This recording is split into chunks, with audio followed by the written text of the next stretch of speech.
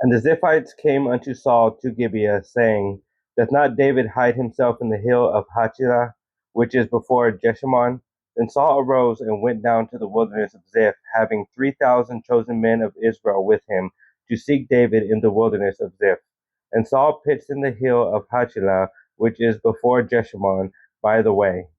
But David abode in the wilderness, and he saw that Saul came after him into the wilderness.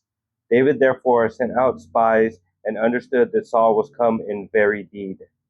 And David arose and came to the place where Saul had pitched, and David beheld the place where Saul lay, and Abner the son of Ner, the captain of his host. And Saul lay in the trench, and the people pitched round about him. Then answered David and said to Amalek the Hittite, and to Abishai the son of Zeruiah, brother to Joab, saying, Who will go down with me to Saul to the camp? And Abishai said, I will go down with thee. So David and Abishai came to the people by night, and behold, Saul lay sleeping within the trench, and his spear stuck in the ground at his bolster. But Abner and the people lay round about him. Then said Abishai to David, God hath delivered thine enemy into thine hand this day. Now therefore let me smite him, I pray thee, with the spear even to the earth at once, and I will not smite him the second time. And David said to Abishai, Destroy him not, for who can stretch forth his hand against the Lord's anointed and be guiltless? David said furthermore, As the Lord liveth, the Lord shall smite him, or his day shall come to die, or he shall descend into battle and perish. The Lord forbid that I should stretch forth mine hand against the Lord's anointed. But I pray thee, take thou now the spear that is at his bolster, and the cruse of water, and let us go. So David took the spear and the cruse of water from Saul's bolster, and they gat them away. And no man saw it nor knew it, neither awaked, for they were all asleep, because a deep sleep from the Lord had fallen upon them.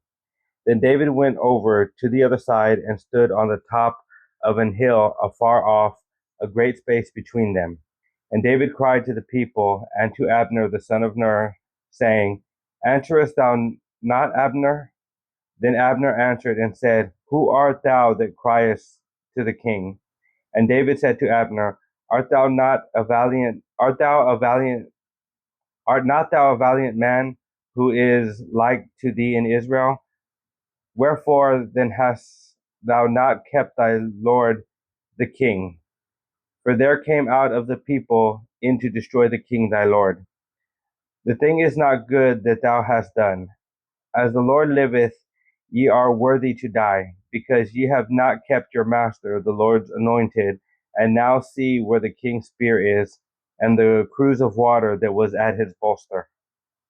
And Saul knew David's voice, and said, Is this thy voice, my son David? And David said, It is my voice, my lord, O king. And he said, Wherefore doth my lord thus pursue after his servant? For what have I done, or what evil is in mine hand? Now therefore I pray thee, let my lord the king hear the words of his servant. If the Lord have stirred thee up against me, let him accept an offering. But if they be the children of men, cursed be they before the Lord, for they have driven me out this day from abiding in the inheritance of the Lord, saying, Go serve other gods. Now therefore, let not my blood fall to the earth before the face of the Lord, for the king of Israel is come out to seek a flea, as when one doth hunt a partridge in the mountains. Then said Saul, I have sinned. Return, my son David, for I will no more do thee harm, because my soul was precious in thine eyes this day. Behold, I have played the fool and have erred exceedingly. And David answered and said, Behold, the king's spear, and let one of the young men come over and fetch it. The Lord render to every man his righteousness and his faithfulness, for the Lord delivered thee into my hand today. But I would not stretch forth mine hand against the Lord's anointed. And behold, as thy life was much set by this day in mine eyes, so let my life be set by in the eyes of the Lord, and let him deliver me out of all tribulation. Then Saul said to David, Blessed be thou, my son David. Thou shalt both do great things, and also shalt still prevail.